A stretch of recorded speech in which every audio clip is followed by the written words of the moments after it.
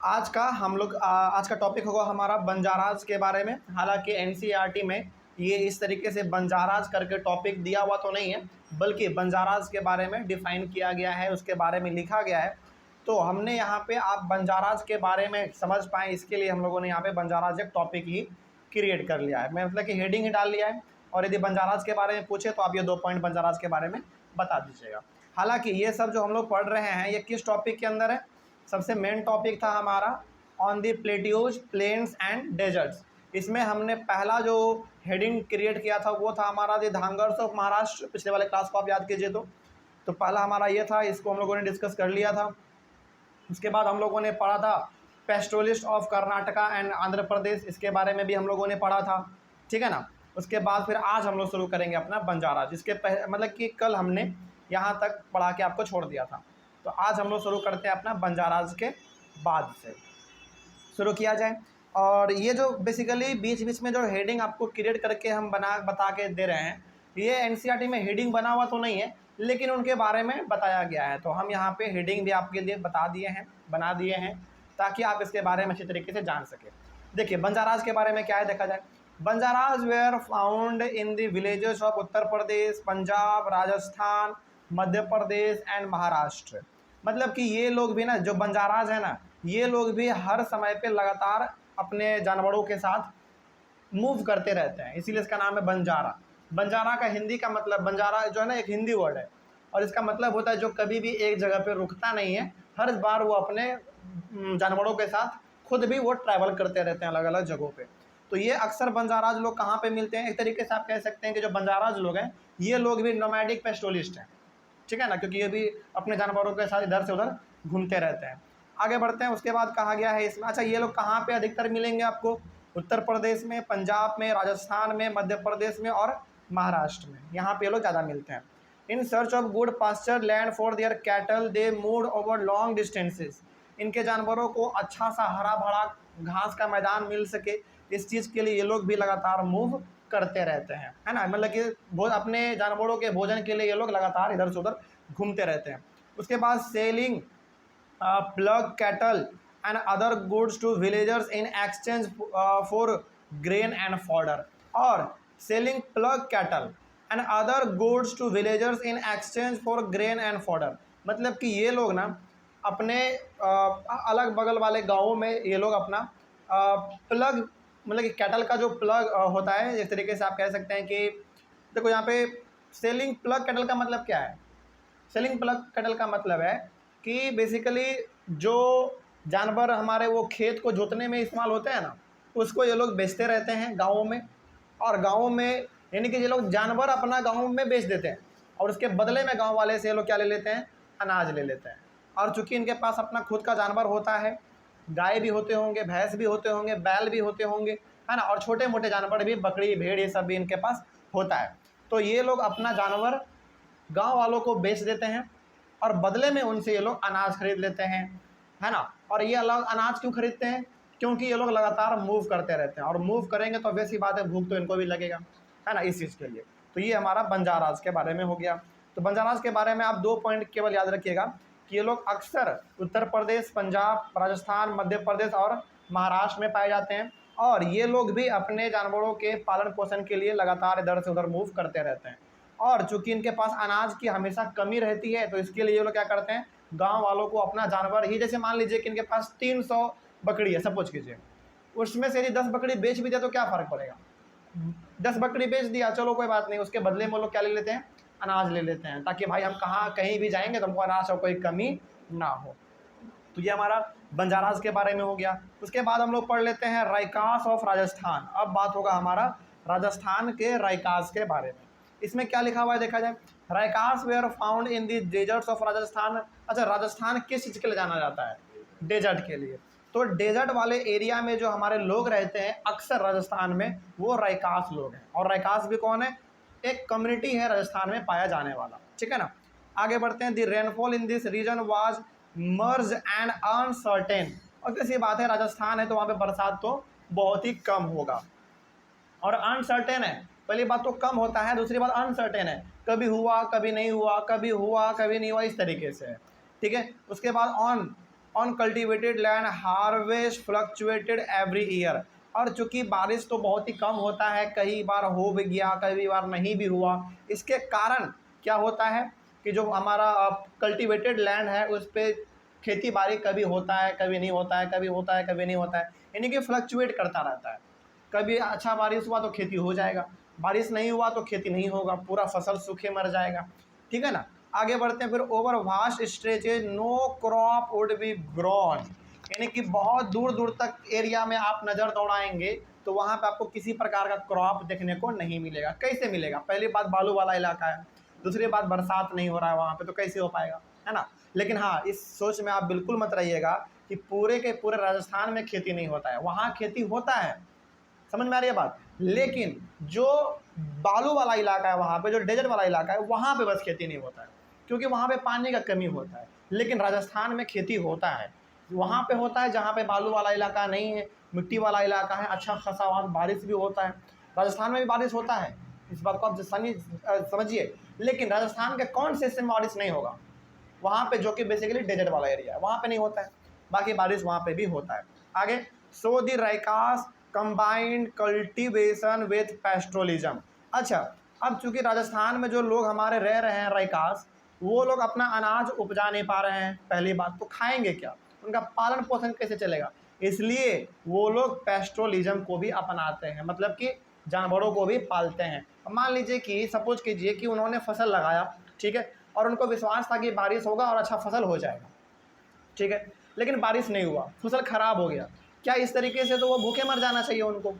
लेकिन ऐसा होता नहीं है। क्यों नहीं होता? क्योंकि ये लोग केवल और केवल अपने खेत के भरोसे नहीं बैठे होते हैं, ये लोग अपने बगल से भेड़ बकरी ये सभी पालते रहते हैं, ताकि अनाज ख़त्म हो जाए, अनाज खराब भी हो जाए, फसल ना भी हो, तो जानवरों को मार्केट में बेच के या फिर उसके दूध को बेच के अपना जीवन यापन चला लिया जाए। ठीक है ना। आगे बढ़ते हैं, मतलब कि इनके पास हमेशा एक ऑल्टरनेटिव लगा रहता है, इसके पास बना रहता है हमेशा। उसके बाद during the monsoon the Raikas of Barmer, Jaisalmer, Jodhpur and Bikaner stayed in their home villages where pastures were was available. जैसे यदि हम लोग बात करें रैकास के, कहाँ के रैकास के बारे में, बर्मर के बारे में, जैसलमेर, जोधपुर और बीकानेर, इन सारी जगह, और ये सारा जगह कहाँ पे है? ऑब्वियस ये बात है राजस्थान में होगा। तो यहाँ पे जो हमारे रैकास लोग हैं, ये लोग कभी भी अपने जगहों को छोड़ के कहीं नहीं जाते हैं। क्यों नहीं जाते हैं? क्योंकि मानसून के समय में इनका जो आसपास का एरिया है वो पूरी तरीके से हरे भरे घासों से भर जाता है। ऑब्वियस ये बात है ना, यदि घास उसको मिल रहा है उसके जानवरों को, तो लोग क्यों मूव करेंगे? तो वो लोग वहीं पर रह जाते हैं।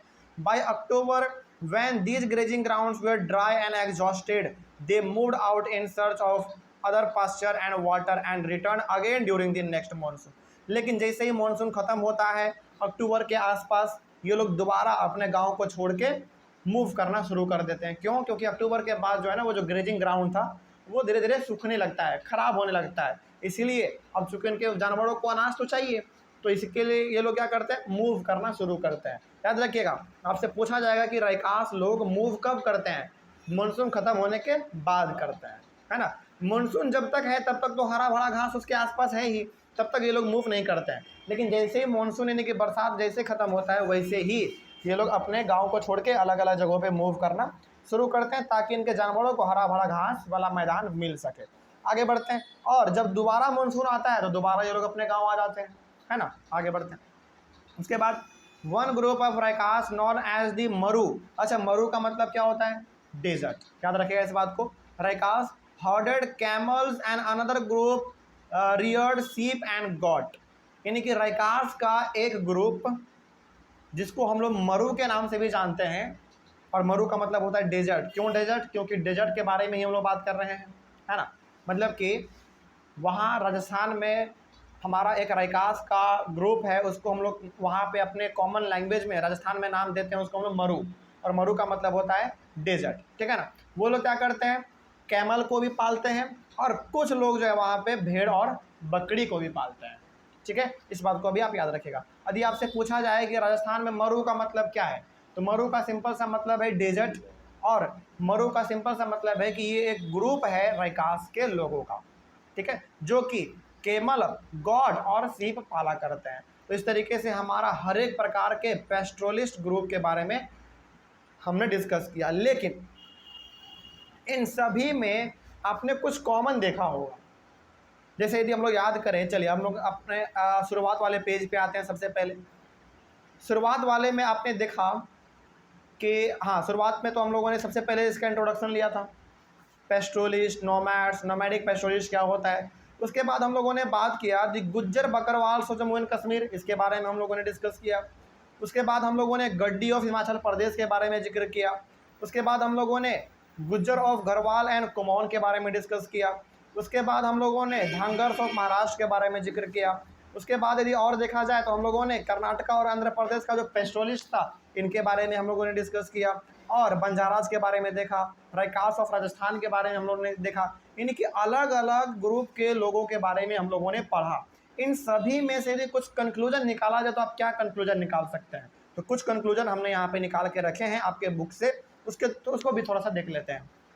कहा गया है कि दे हैड टू, देखिए conclusion about all pastoral groups, तो जितने भी लोगों के बारे में आपने पढ़ा जो अपने जानवरों के साथ मूव करते हैं इधर से उधर, उनके बारे में कंक्लूजन है, कुछ खास बातें हैं, जरा देख लीजिए क्या है। दे हैड टू जज how long the herds could stay in one area and know where they could find water and pasture. मतलब ये हो गया कि ये सारे के सारे पेस्टोरल ग्रुप ये जानते हैं कि एक जगह पे हमको कितने समय तक रहना चाहिए, ठीक है। दूसरी बात, ये लोग ये भी जानते हैं कि हमको कब अपना जगह छोड़ के दूसरे जगह पे जाना चाहिए। तीसरी बात, ये लोग ये भी जानते हैं कि हमको कहाँ जाना चाहिए कि वहाँ पे हमको अपने जानवरों के लिए अनाज भी मिल जाएगा और पानी भी मिल जाएगा। तो ये लोग वाकई देखा जाए तो थोड़ा बहुत ना मौसम वैज्ञानिक से कम नहीं है ये लोग। क्यों नहीं कम है? क्योंकि कब मौसम बदलेगा, कहाँ पे क्या पाया जाएगा, कहाँ पे हमारे जानवरों को अनाज मिलेगा, ये सब कुछ इन लोगों को मालूम होता है। और ये लोग मालूम कोई भी गूगल मैप से नहीं करते हैं, बल्कि ये लोग अपने अनुभव से पता कर लेते हैं। और वैसे भी गांव के लोग बहुत ही इन सभी चीज़ों में तेज होते हैं। यदि वो उन्होंने कह दिया कि आज बारिश होगा तो आज बारिश होगा, हो जाता है कई बार बारिश। क्यों? क्योंकि उनका अपना प्रैक्टिकल लाइफ का अनुभव होता है। तो बेसिकली यहाँ पे कहा जा रहा है कि इन सारे पेस्टोरल ग्रुप का अपना अनुभव ये कहता है कि कौन से जगह पे कितना दिन रुकना चाहिए, कहाँ पे मूव करना चाहिए, कहाँ पे पानी मिलेगा, कहाँ पे अनाज मिलेगा, ये सब चीज़ ये लोग जानते हैं, ठीक है। आगे बढ़ते हैं। उसके बाद they needed to calculate the timing of their movements and ensure that they could move through different areas. साथ ही साथ ये लोग ये भी कैलकुलेट करते रहते हैं, यानी कि ये लोग ये भी पता लगाते रहते हैं कि हमको कब मूवमेंट करना चाहिए, यानी कि अपने जानवरों को एक जगह से लेकर दूसरे जगह पे कब जाना चाहिए, कब नहीं जाना चाहिए, ये भी इन लोगों को मालूम होता है। और साथ ही साथ इनको ये भी पता करना होता है और इनको पता भी होता है कि हमको कौन से एरिया पे जाना चाहिए और कहाँ नहीं जाना चाहिए, ठीक है ना, ये भी उन लोगों को मालूम होता है।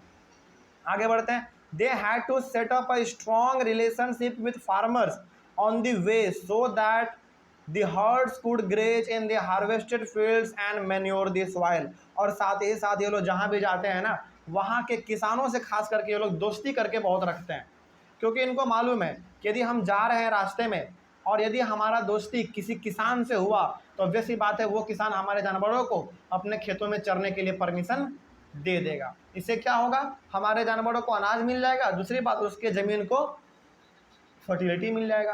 फर्टिलिटी कौन देगा उसको? वो इसका जानवर ही देगा।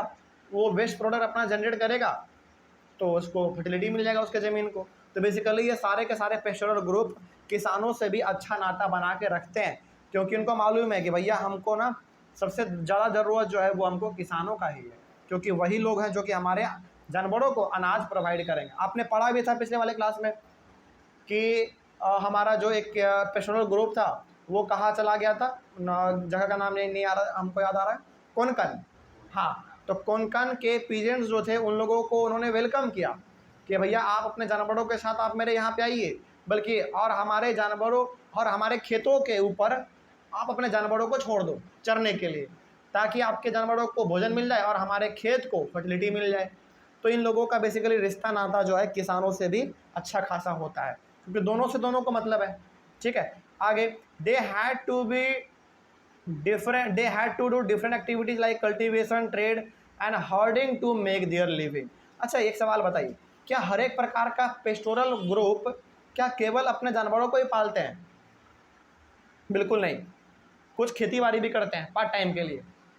कुछ ट्रेड भी करते हैं, कुछ जानवरों को पालते हैं, कुछ जानवरों को बेचते हैं, इस तरीके से, ताकि इनका साइड इनकम भी बना रहे। तो इस तरीके से हम लोगों ने पेस्टोरल ग्रुप के सारे कंक्लूजन के बारे में भी बात कर लिया हमने।